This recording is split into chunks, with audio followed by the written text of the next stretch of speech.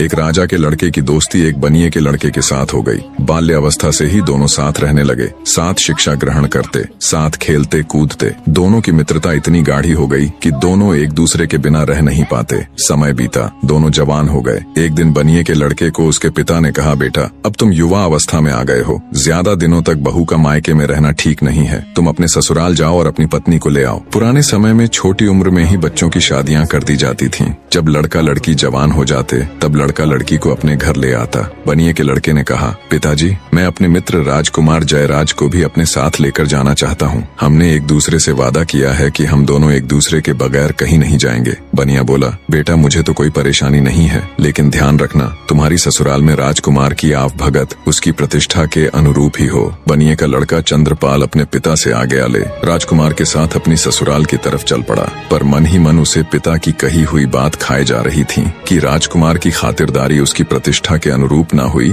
तो कहीं उसे बुरा न लग जाए। रास्ते में एक देवी का मंदिर पड़ता था। मान्यता थी कि वहाँ जो कोई कुछ भी मांगता उसकी मुराद पूरी हो जाती। बनिया और राजकुमार भी जब मंदिर के सामने पहुँचे तो वो भी मंदिर में देवी दर्शन के लिए चले गए। चंद्रपाल ने मन ही मन हाथ जोड़ देवी से प्रार्थना की, हे देवी मेरे लिए मेरे मित्र से बढ़कर कुछ भी नहीं है। मेरी ससुराल में उसकी आव भगत उसकी प्रतिष्ठा के अनुरूप ही हुई तो वापस लौटते समय मैं आपको अपना सिर भेंट कर दूंगा।